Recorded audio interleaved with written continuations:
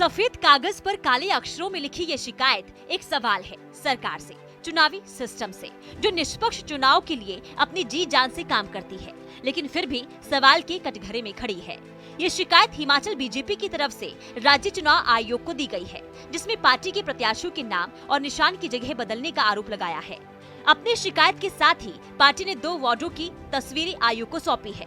कांग्रेस पर चुनाव को प्रभावित करने का आरोप लगाते हुए नेता प्रतिपक्ष ने जमकर अपनी भड़ास निकाली।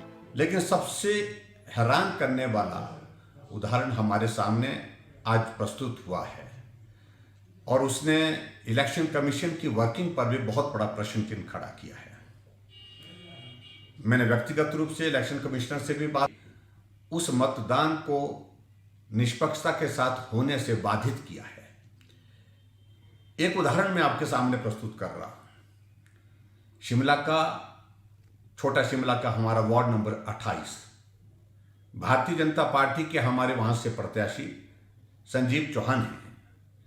इलेक्शन कमीशन ने जिस दिन सिंबल अलॉट किया, उन्हें कहा कि आपका सिंबल नंबर 1 पर होगा और कांग्रेस को नंबर 3 पर दिया।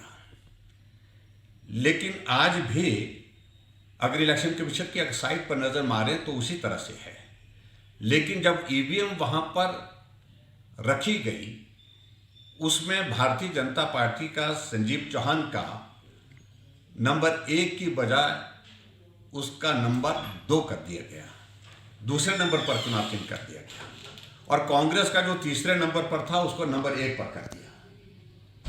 इससे बड़ा दुर्भाग्यपूर्ण घटना हो नहीं सकती। पार्टी प्रदेश अध्यक्ष ने भी चुनाव में धांधली के आरोप लगाते हुए कई सवाल उठाए और मतदान पेटी में हुए बदलावों को चुनावों में धांधली की प्रकाष्ठा बताया। चुनाव शिमला में चुनावी धांधली की पराकाष्ठा ना ऐसा पहले कभी हुआ और शायद भविष्य में भी कभी ऐसा नहीं होगा। कांग्रेस सरकार ने कांग्रेस के उम्मीदवारों को धक्के से जिताने के लिए और मशीन के अंदर उनके चुनाव चिन्ह की प्लेसमेंट को बदलने का काम किया। ये 30 कंगनाधार के अंदर जो स्क्रीनशॉट चुनाव आयोग की वेबसाइट का, इसके अंदर भारतीय जनता पार्टी का उम्मीदवार और श्रीमती रेणु चौहान तीसरे नंबर पर, जो आज की डेट में 10:47 के ऊपर डाउनलोड किया है, उसमें भी भारतीय जनता पार्टी का उम्मीदवार रेणु चौहान और कमल का फूल तीसरे नंबर पर। परंतु जब मशीन खोली तो मशीन खोलने के बाद भारतीय जनता पार्टी की उम्मीदवार चौथे नंबर के ऊपर।